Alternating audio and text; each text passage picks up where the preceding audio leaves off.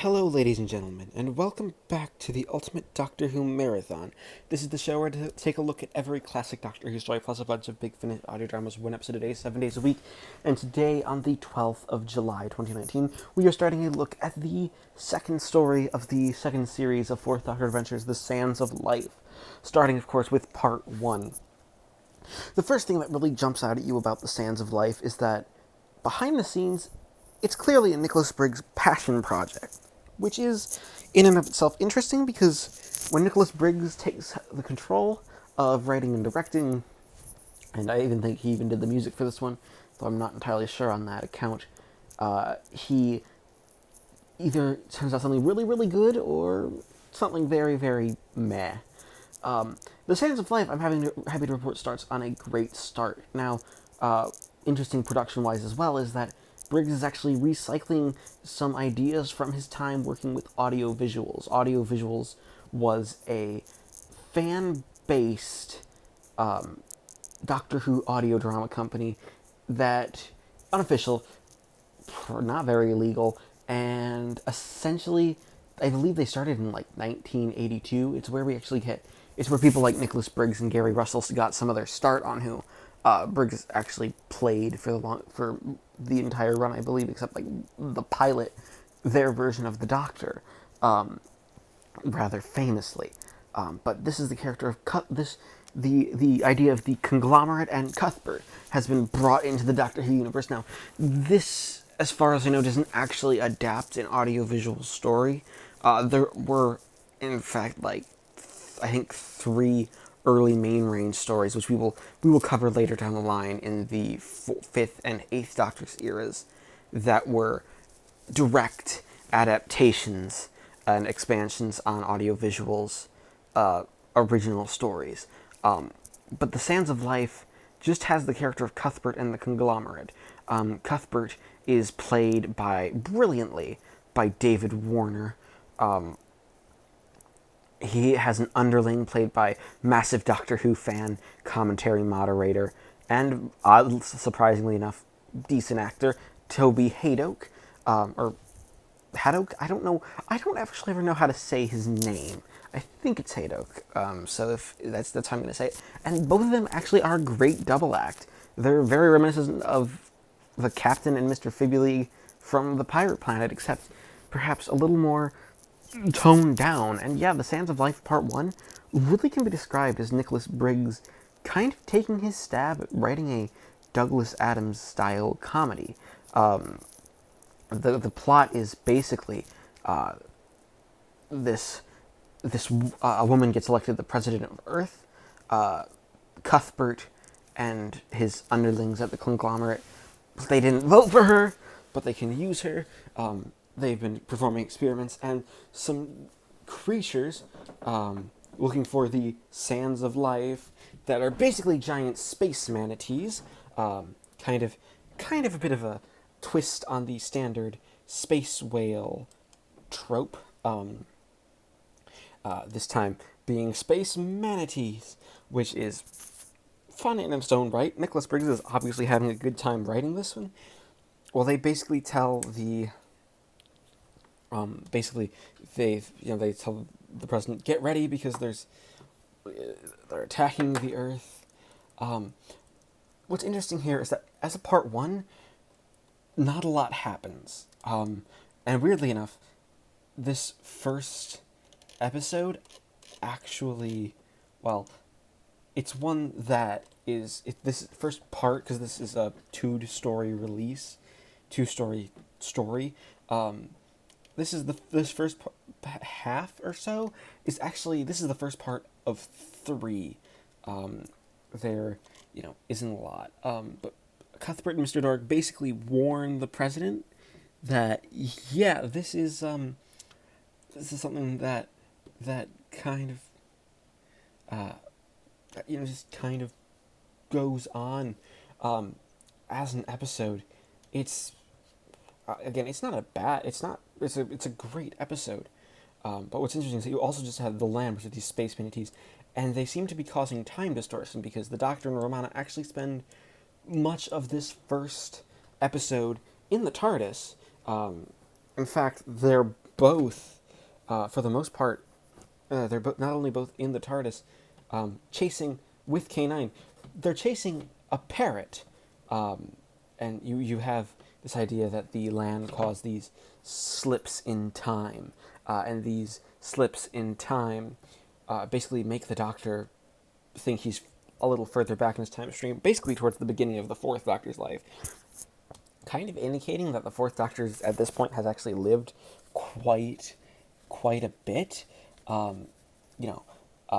It's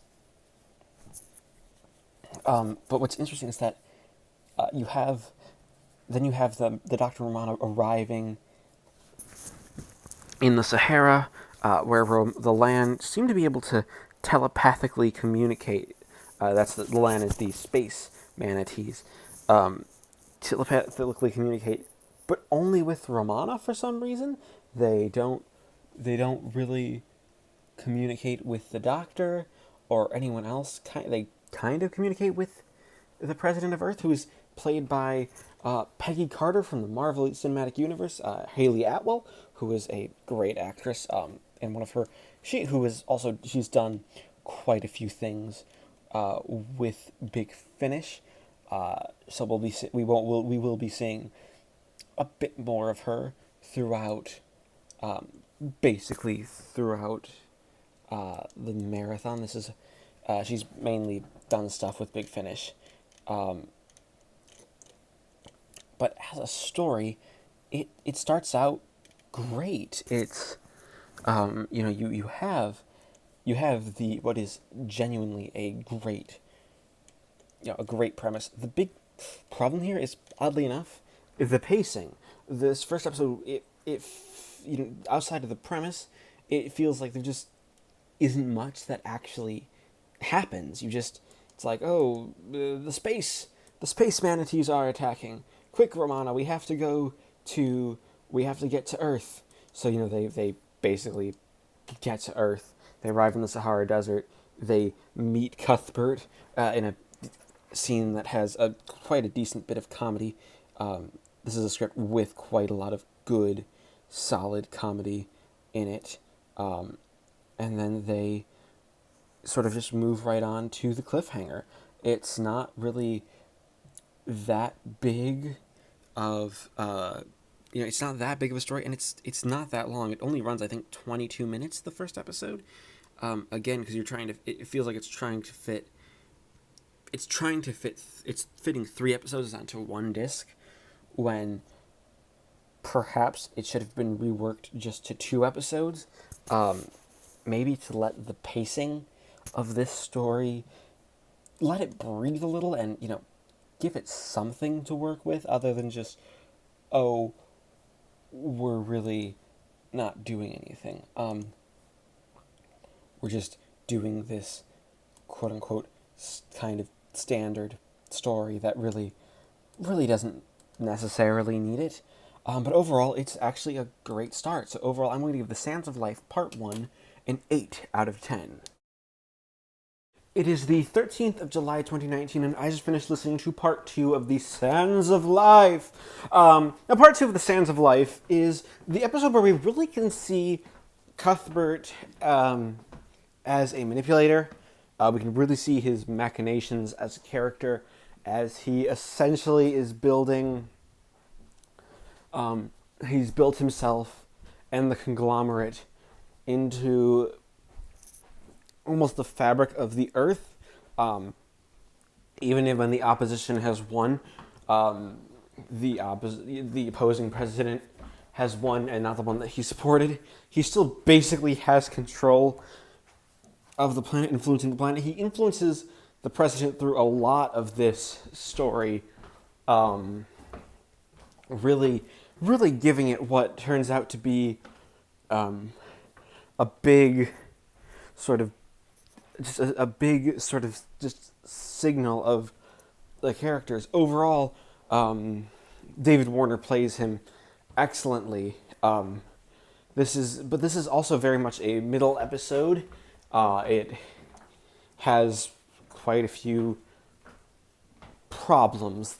One of the big ones being a lot of the Doctor's again, the Doctor and Romana are barely involved in events. We open the episode, with some great, really good action while Romana is being dragged under the sand, and is basically trying to telepathically communicate, no, let me go. I won't be able to survive under the sand. The sand is dangerous for me. Basically because, Time Lord, not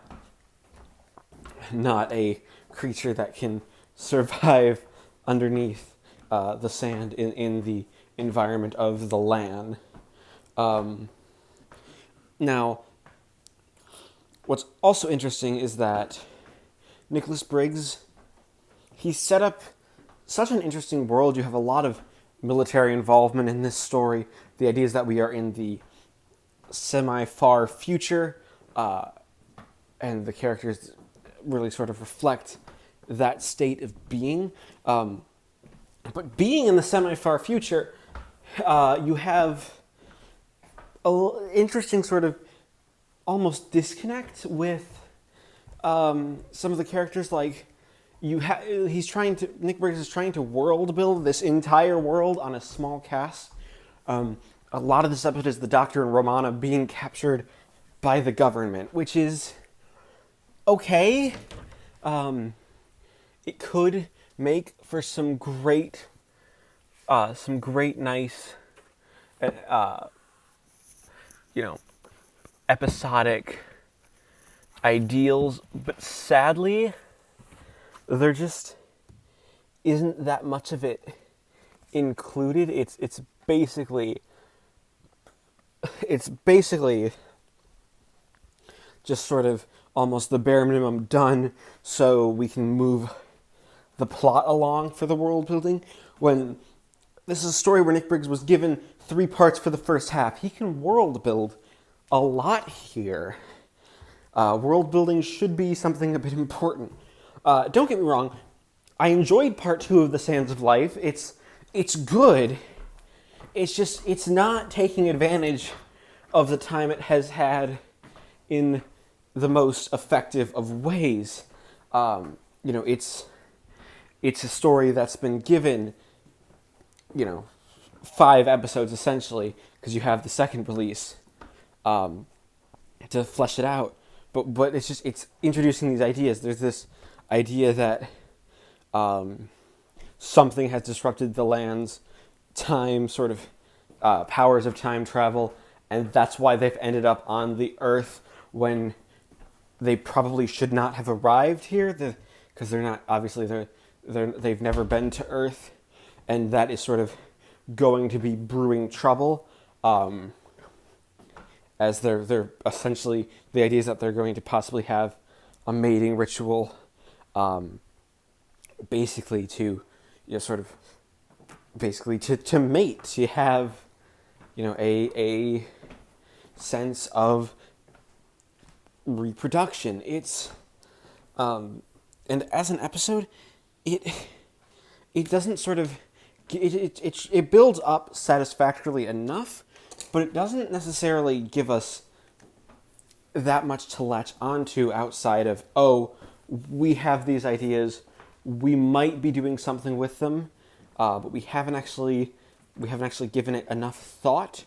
It's basically, here's an idea, we're kind of running with it, let's see where this goes.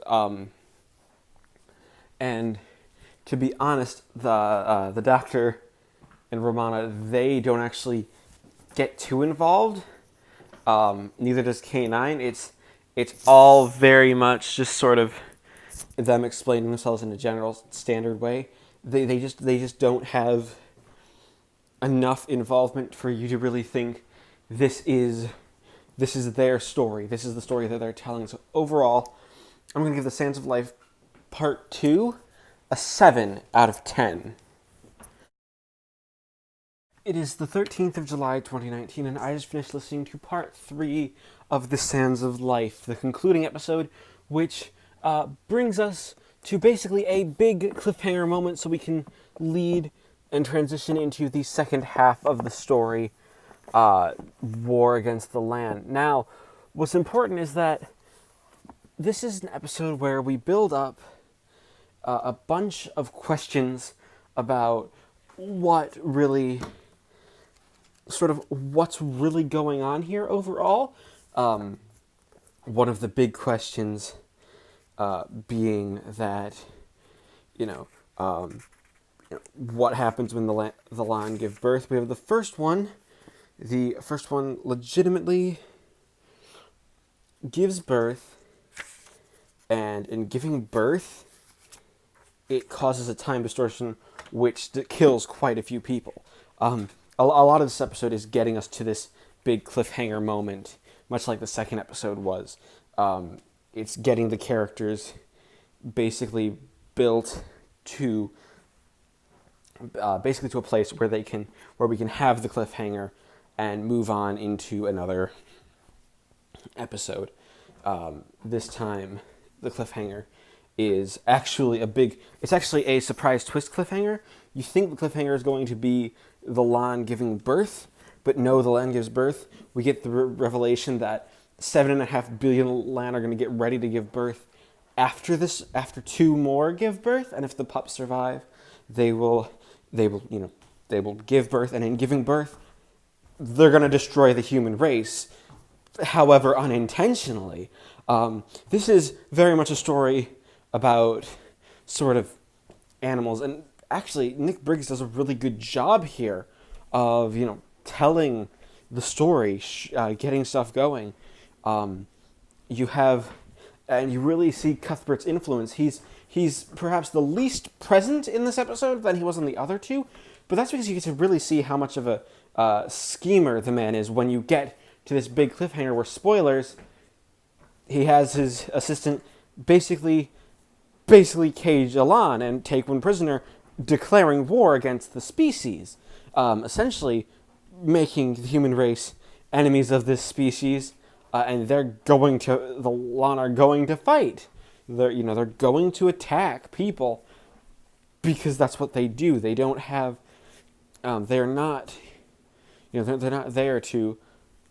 They're there to give birth, and they've always come to give birth. Where you have the big, but you also have that nestled in there a little reveal that can't be right, because if that had happened, well, the Earth wouldn't be inhabitable, because you have people living on the planet who wouldn't survive the time distortion and the actual destruction of time that the Laan cause. There's a large amount of just trying to figure out, okay, what's really going on, and it moves very nicely into the second half. Now, sadly, this wasn't as good as the first episode. It's about on par with part 2, mainly because it's short. It's this 3-episode pacing for an hour-long release really doesn't work well. It makes the episode shorter, so you're trying to get to the cliffhanger when there's kind of a sense that this is a type of story that maybe needed the more time to breathe, more of a traditional 2-part structure here. It's something that the release didn't quite think about. It really is bringing it down. Also, Nicholas Briggs really underutilizes K9. He's there for one scene, but the whole having the story set in a desert, one, makes using him almost sort of impossible. He disappeared in the first episode, he reappeared here. He hasn't done anything of note as a character. He's just sort of been stuck in the corner being like, yes, remember, K9 is here too to help. Even though, he's not actually doing anything of note. It's just, we have the character here, and we're going to use him because Nicholas Briggs likes K9. Once again, the acting actually in the story is great. The entire cast is made up of well-trained actors. David Warner, Haley Atwell, Toby Haydock, they're all great, and they're all there's all a good sense of, right, we're showing this story really what we've got for, for a plot. We're showing just what the Laan are. There's a really good idea, but it's such a short episode that once you really start to get into it, it's over. It's not an episode. This isn't a story where, it takes its time. It's almost too quick. Each episode is just because it's trying to get to that cliffhanger moment when, again, just the odd pacing really shows why it doesn't work as well as it could have. Especially, which is a shame, because it's obvious that Nicholas Briggs put a lot of passion into this story and, took the time to write something interesting and attempt to write something really great and groundbreaking. It just doesn't quite do it. You have, themes of environmentalism, themes against large corporations, and, how they can get way too much, be put with way too much power before being stopped. And there just isn't, it doesn't breathe well. It doesn't work as well. So overall, I'm going to give The Sands of Life, Part 3, a 7 out of 10. And we add up the 3 episodes and average them out to give The Sands of Life a final score of 7.33 out of 10. Thank you, everybody, for watching this installment of the Ultimate Doctor Who Marathon. As always, please leave a like, comment, and subscribe if you haven't already. And join me next time when we take a look at the concluding release to this oddly 5-part story, and in War Against the Laan.